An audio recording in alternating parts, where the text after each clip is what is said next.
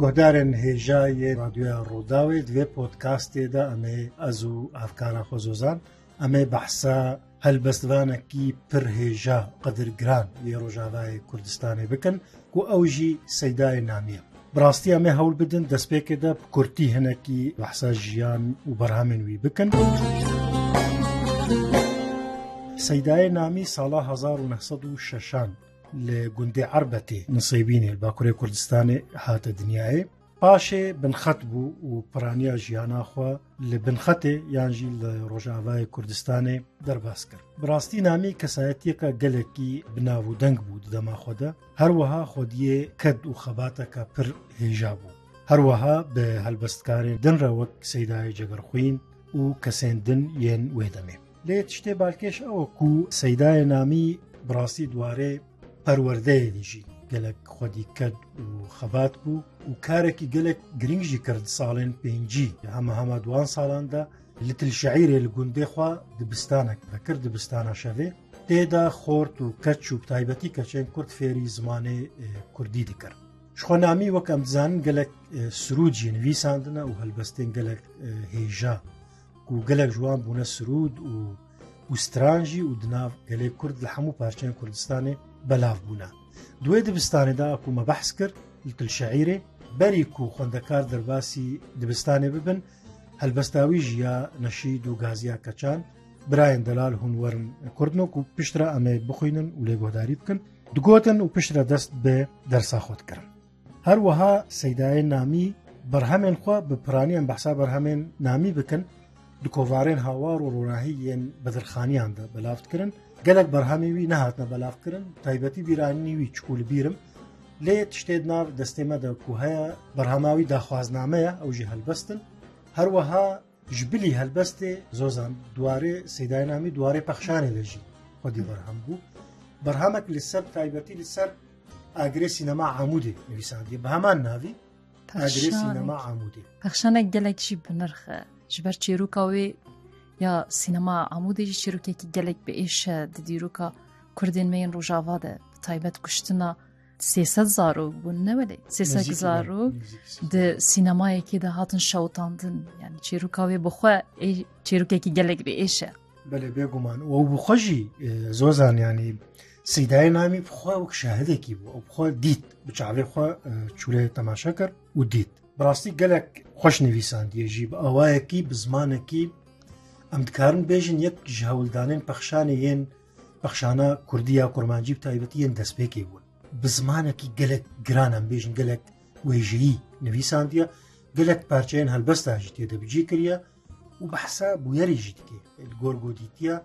چاوا دست بیکر حتی هنک وینجی وکو جدید بجی وک چیروکی پیدا چویه جخوا بله عینی وکو چیروکا که بحث کریه براستی نامی سالا 1975 دجی في دنيا مبار كر كوچا داوي كر الگورستانا قدور بك القام شلوهات بو شرطن لي بلي بي دمكي سركاريا كوريوي ماموستاي سامي نامي والسويد دمينه حالي حاضر غوراوي غوهاستن جهوي برن غونديوي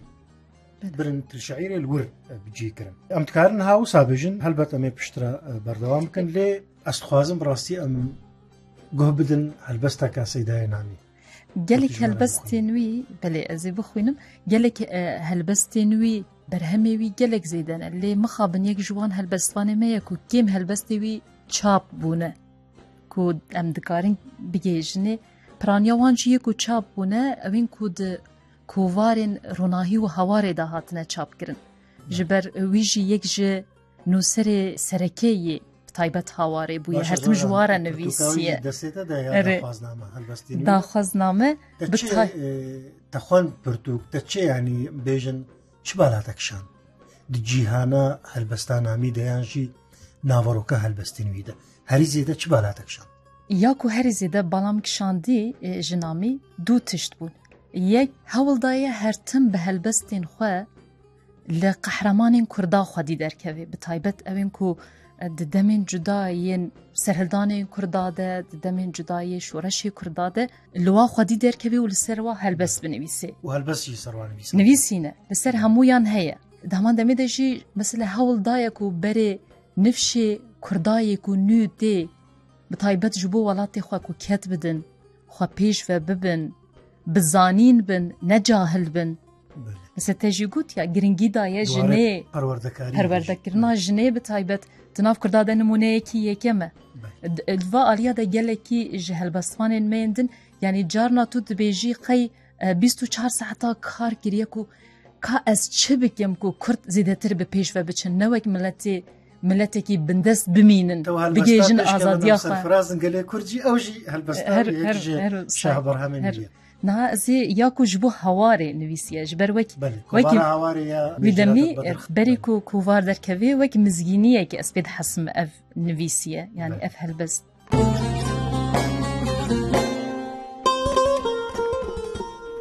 Bi dîr û nahî hilbibû ji damaz, şefeq dabû cizîrê û erdê Qafqaz.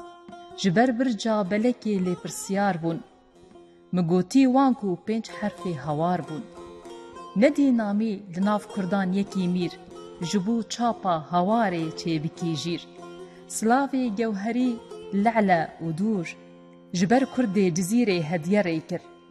Tu xweş hatî hewarê serserê min, desotî can û cergê dijminê min. Reçûkarim ji mîrê xwe celadet, wetenperwer xwedanê text û dewlet. Tu roznamekî Kurdî bû me çêkî, serê salê bi herfê nû ve rêkî. Bise namî xeberdana ku pir bê, wekî dûr bê, ew ê her bê qedir bê. Yani ev mizgîniyeke ku ev hewar tê, divê xwendevan jê re amade bin.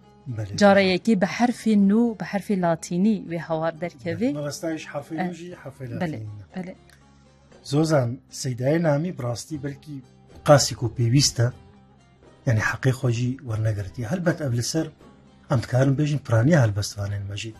mixabin gelek kêm, yani em bêjin kêmasî heqê wa de tê kirin. Ji hemû hêlan ve. Carna jî dibe ku ji ber derfeta bê, ji ber mesela Kurda weşanê wan nebûne, çapên wan nebûne, derfetên wayê wek dewletekî nebûne. Hemû em dikarin bêjin girêdayî hebe. Lê belê eger derfet jî hin caran peyda bû be yan çê bû be, dîse her xemsariyek heye. Eger tu bidê berhev bi miletên din re, gelên cîran re bi kêmanî, şon behsayên dûr nakin,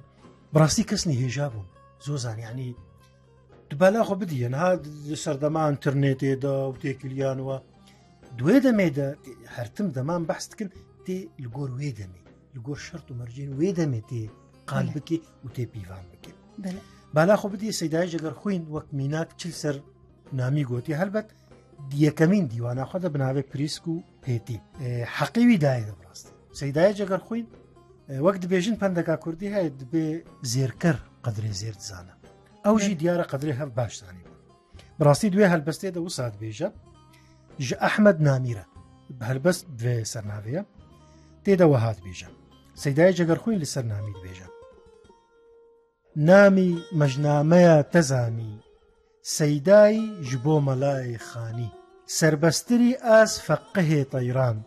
sed rengê herîrî bo te heyran. Textê te ye taqê çerxê gerdûn, neqşê te ye her kelamê mewzûn. Xêza qelema te nexşê çîne, hubba elema te ruknê dîne. Meşhûrî ji rengê mah û rojî, hubba te gelek dilan disojî. Pertavê te bû di rûyê şêrîn, Ferhadê rebin li ser te bû dîn. Gelek em dibîne peywendiyekî gelek xweşik jî di navbera wa de heye, di navbera helbestvanên ku bi taybet di Rojavayê Kurdistanê jiyan. Mesela di navbera Namî û Cegerxwîn, navbera Seydayê Tîrêş û Cegerxwîn. Cegerxwîn tu nêrî peywendiyekî gelek ciwan heye. Tevî ku karê helbestvaniyê mesela em dinêrin din cîhana me ya niha de carna kes demê meşhûr dibin, zêde li hev xwedî der nayê. Li wî demî tu nêrî berûva jî tiştek heye. Li hev xwedî derketine û pesnê bedewiyên hev jî dane. Mesela wekî ku helbesta te xwendî, çi qas pesnekî ciwan, Tebala Xwedayê çiqa mezin kiriye. çi qas pesnekî ciwan daye. Belê Zozan dibêje Seydayî ji bo melayê xanî. Serbestirî ez feqihê teyran. Ez li vir Farsî yani ji. Yani bêt ji feqihê teyran Serbestirî di helbesta xwe de. Sed rengê herîrî bo te heyran. Bela xwe tî herîrî يعني كو هلبستوانێکی کلاسیکین گەلێکی بەهێز حتا مرۆڤ هەنێکی گومان بێ ئەو گەلێکیژی پسنی گەلێکی پسنێکی گەلێک جوان لێ وەکتە گوتی ئەژی دوێ باوەریە دەمەکو ئەڤ وەک نامەیەکی بوو یعنی ڤە هەلبەستوانە بزانەبوون و سادکردن ژبەر ئەم تەف دەتزانن دناو مڵەتێمەدا سەد حیف و مخابن گەلێک ئەم نزانن هەڤ مەزنکن بەلێ یعنی ئەم بێتر هەف بچووک دکن مخابن ئەس دبێژن بدلێکی شکستی ئەم هەفتوو کێم دکن ئەم هەفتوو باس شکستی دکن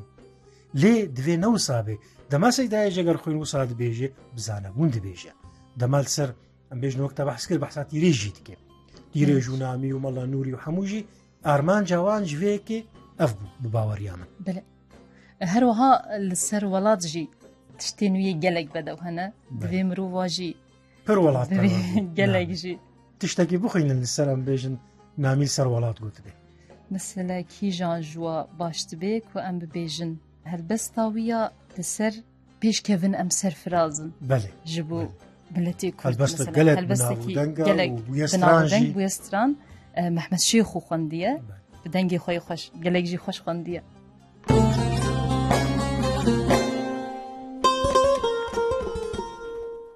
pêşkevin em serfirazin milletê Kurdî yan mirin em dê bibînin yan jîna Kurdî wa milletê Kurdî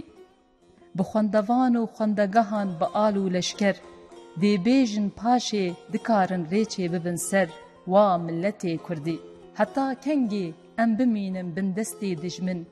geh bikuştin geh bisûtin tim dê bîrabin wa milletê Kurdî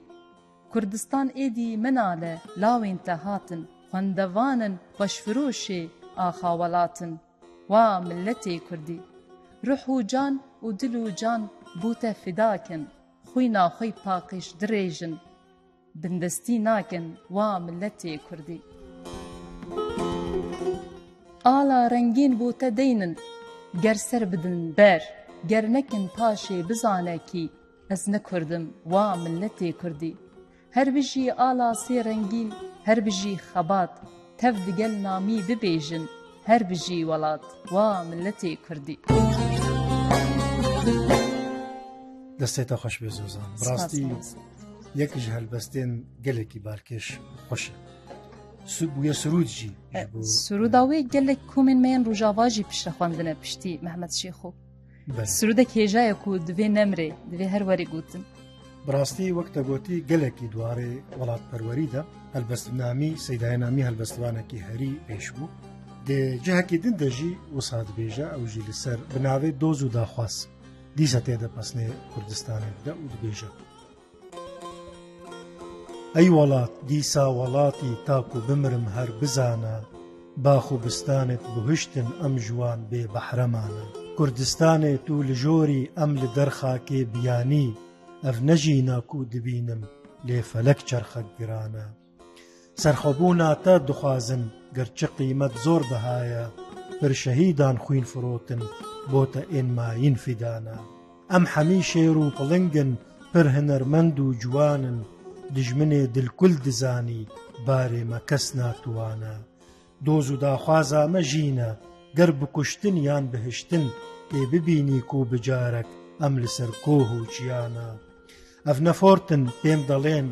مەیدان و شەڤ هەردەم دزانن کو لە جەنگا کورد توجاران بەربشون بە قەت نەدانە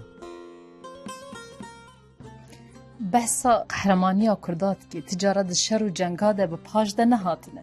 her tim di şer û cenga de li pêş bûne lê di heman demê de mesela dibînin li helbesta de dibêjî jî tenê ceng û şer jî nabe divê zane jî bibin her du hev temam dikit piştre di zanebûnê de jî demê ku tê elmê di danûstana de hemû tiştî ji dest dide ev yek mixabin ji xesletên miletê me bi rastî زۆر زانوەکی دنجی وەکمە گوتی سەیدایە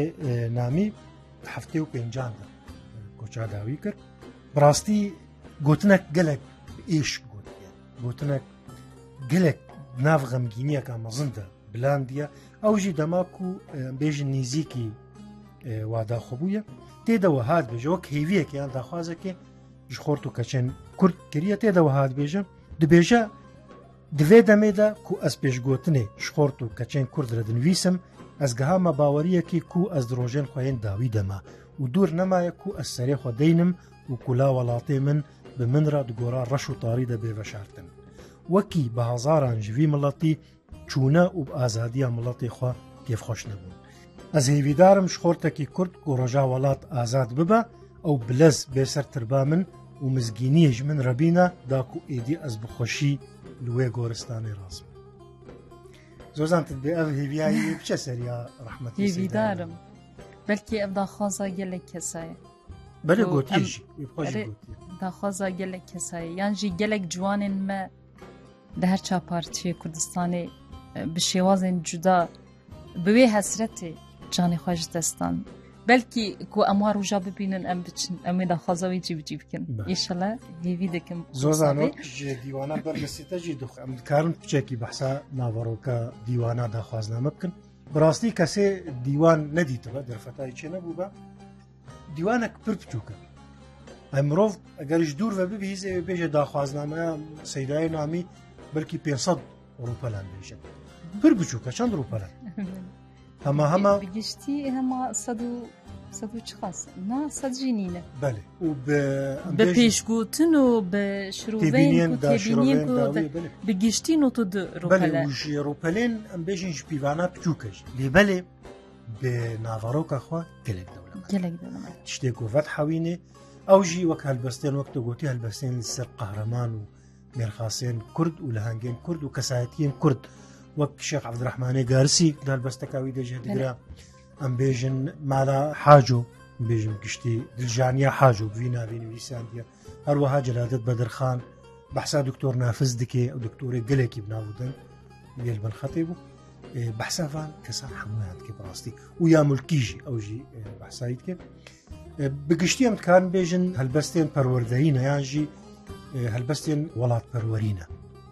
بتایبەتی سرود و نەشیدیویژی گەلک هەنە یەک ژێ سرود و نەشید و گازیە کەچان وێ دبیژێ ئەم نەها بخوین یان تە تشتێکی دی ئامادەکرێت ئەم دکارم بخوێنن بەێ هەمان دەمێدە لەوێ دبستانە و کەچا دخواند تشتێک و ئەز زانم وێ هەر ڕۆژ بەرێک و کەچ دەست پێ بکن بە خواندنێ وەک چاوانها لە دبستانێ مەرشانەتەوی تێ خواندن لە پێشیا دەرس دەست پێ بکن وی دەمێ کەچان ئەف سرود بخواند پشتی خواندنی دەست بە دکەتن پۆلا و دەست بە خواندنا دەبستانێ دکردن کۆما بەرخەدان جی پشرە خواندیە سرود سرودێکی کەسان و کۆمان بە هاتیە کۆما بەرخەدان بە باشی خواندبوو بەوێ هەتا مرۆڤ دکارە بێژ کۆما بەرخەدان بەوێ سرودی هات ناسکردن سرودێکی گەلێکی سەرکەفتی بۆش بۆی کۆم ئەس بەشێکی ژوێ هەلوەک هەلبەستی بخوێنم پشتە از آواز ویژی هنکی ببیجم جوار بله براین دلال هونورن خورتنو بهشتا ولات دمهرن مردنو اگر هونین وایکچ امشن بس کولتی سرفراز دم بجین ولات چاولری بندواره میه جوان هر نپیش دورو دم یاویه اگر هونین وایکچ امشن بس کولتی سرفراز دم بجین ببن یەک بلەز خۆرت و کەش دەمهەرن ji بۆ سەرخۆبوونێ بجەنگ و مرن ئەگەر هون نەیەن vانە کەچ ئەم مەشین بەسن کۆلەتی سەرفراز دەمبژین کەچم نوو گەهامە دخوازم و خەبات مەجانێ جوان دایە گۆری وڵات ئەگەر هون نەیەن vانە کەچ ئەم مەشین بەسن کۆلەتی سەرفراز دەمبژین خۆشە ئەس هەنێکی ئاوازە وێژی بێژم ژوەرە براین دلال هونورن خورتنو بهشتا ولا دمهرن مردنو اگر هون نین وای کچ امشن بسه کولتی سرفراز دم بجین ارنه پیش دورو دم یامیا ولات چاولری بندواری میا ارنه پیش دورو دم یامیا ولات چاولری بندواری میا آوازویش وصابو چخاز گرنگی اگدایه بجنه بگومان مروف دکاره بیجه دناف کرداده بگیشتی جه جنه هرتم بنرخ بویه یعنی ده دیروکا کردا ده جنین مثلا پیشنگ زیدنه حتی دناف جیانا روزانه جی جن خودی جه کی گرینگه نه وکنک جواکین کو مثلا جیرانین منه هنک بهتر گرتینه بهتر گرتینه بهتر قیمتی جنه تونه و گیمتر لیدنیرن حتی ده گوتنا گازی کرنا جنه که ده تو نیری پس نکی گیم گرنه هیا لی دناف نتوا کردا ده او کیمه تو نیری جن قیمتا فرق خوش میراتونه حتی لجهنک جارا تو نیری جن قیمتا خوش میراجی زیاده تره جبر دایی که جهوی و جاری او پیروزیا دایی که جی جایی که خوی جداتر جی هبویه راست زوزان او جی هیا بگشتی جی تزانی ای نتنین هاوک جواکن بندست یعنی هم میر و هم جنواجی بندستن با آوائه کش آوائن لی میجی براستی تبینی کری یعنی بگر تبدی برهف جواکا کرد و جواکن در دوره یعنی نزانم ام تکارم بیشنیانا وقتش یعنی زمان ام گاوه که بلکی ام بیشتر بنایی چاوا او جواک نه یعنی نه او قاسی آسیه نه او قاسی گرتی و تنده هلبت قالك تشتهنا وباجار جي جاف جوداي ليه بقشتي باش حتى النفيس هم ادبيات يعني جي قوتنا كو ام بكارتين ام دو كورمانجي دد بجن جن يعني جيان بل. يعني افراندن راست يعني جين سوراني ده افرت افرينري ليه مثلا تدنيري لهنك نتويندن تا مثلا بناف ام لا جيراني تركابون جوين بس تدنيري ترك هناك جرا جنيرات بجن اكسيك يعني يا كيم او فرقه ما هي لغوري ارم قالك يجي ام دوري مجارج نحن براسي بالكيش بو هل بس تكي قالك جوان نامي دوي دميدا بري بيجن بري انصالي بينجي هذا بيراوي تشتي بري وقابك وصالت براسي قالك بالكيشه دكاره جبر فيكي وكا ام بيجن ريفورم خازكي جواكيجي ورا بنافكر وقت ما مستاهكي شخوك ما قوت بيش كفن امسال فرازن ملطي كرديجي نامي يك جوان كسابو هرتم بيش كتنا ملطي خود خست ملطي ويجي بيش بكفا بيش وهرا نكيمي ملط وكسين دنبا جبروي هروها عاشقي آزادي وسربستي يجيبو وتقلك هالبستين ويدجي اف يك تيخو ياكرن براستي يكي سي صالة 1949 هالبستك نویس هندی سیدای نامی بناوی آزادی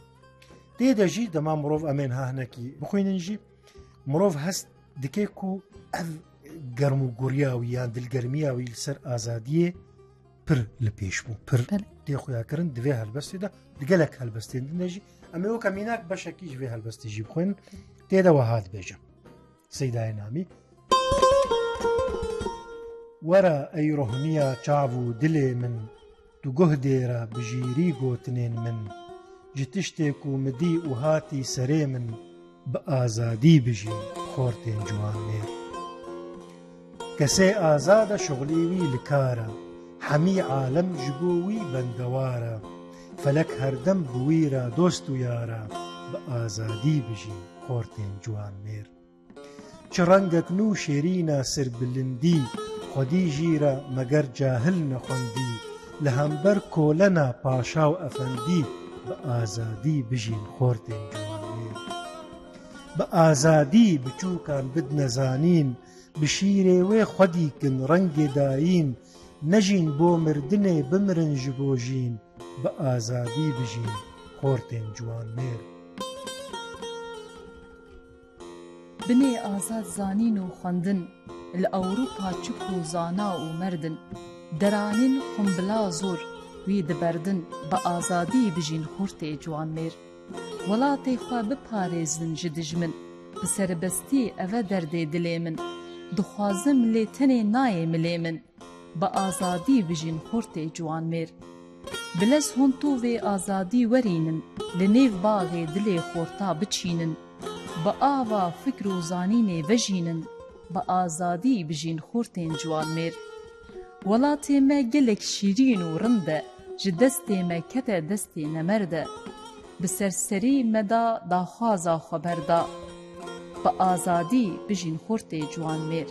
بآزادي كسك زورا ونابن دما رابن بهفر وي برابن نپاشايي لبن دستو نچابن بآزادي بجين خورتين جوان مير جلي آزادي و مردي بپوشن پيالا يكتيه هردم بنوشن سياه بختن همی ام خم فروشن با آزادی بجین خورتین جوان میر جبو تو هوالا تم دبیجم تو باور به نشیت و دین و گیجم تنه درد دل خو از دبیجم با آزادی بجین خورتین جوان میر گلی خورتاوک نامی نرازن به هر آوایی آزادی بخوازن مرن جیره قلن دینن نگازن با آزادی بجین خورتین جوان میر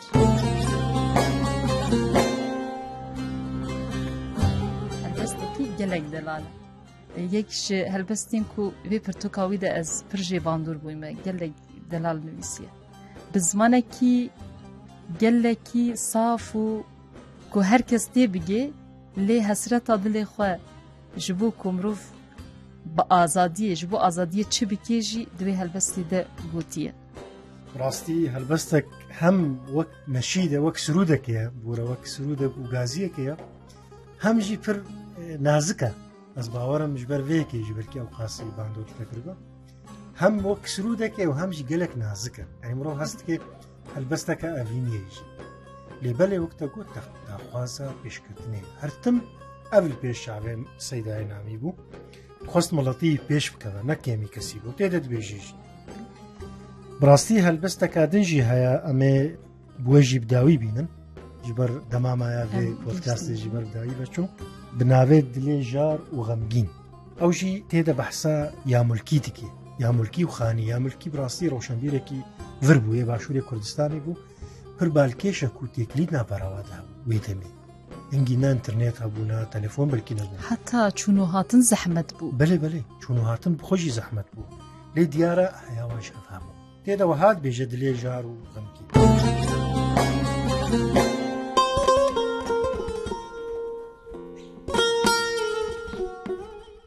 دلو جارو جي خورابا جي دردي ملطي غمجين خباتي پربكن ايرو بسربستي ببن زنجين متاج دينو چكونينن خبرداري مبي گرگين بطوپو بالا فرابن لزوزاني دلي غمجين اری خورتی جوان پرسه لدا پیرا خقت ناکی ولاتی ما گلک رنده اگر جارک تماشا کی لهاویر جهان میزی خریتاوی خویا ناکی مخابن ملتی کردی ولاتی ما ببی خمگین دترسم اي وطن بمرم نبينم باختياري تو لبن پنجه نياران تم بآهو نالو زاري تو بويخوينا شهيد وخازيان رهتن دياري تو بنو سنيال سر قبرم وطن غمگين ومن غمگين شو روش به آهینی تو بسناکی جوان نالا چه مکروب لجانی تاکو دوراوی 200 سالا هر نک نافذ کردی بجیشک او به احوالا ولاتی ما حتی کنگی به وی جانا دبی خمگین قلك ملط بفي دردي كتن ليوان هبو برسيار خباتو خوندني زوزو نزاني واكرن هشيار بميراني بخونداري ولاتي خواكرن سردار بدا خوازا خود الشابون جبل ما كسنا ما غمجين هوارو غازيك دورن نما زيره نما زوره نزاني چندي دجواره جوي خوشتر تني گوره هين بوما چه هجايه نه آروانه نجی دوره هزار یا ملکی و خانی دویره ده مرن خمگین خباتا بي سوپاس وكرا بكن كردي جيهان عالم وكي دل باقجي بوما يكي تيجي دوي هردم بفي ترزي ولاتي ما دزانم دي بجي آندم بدرخان و صلاح الدين شهيد ما نبن غمگين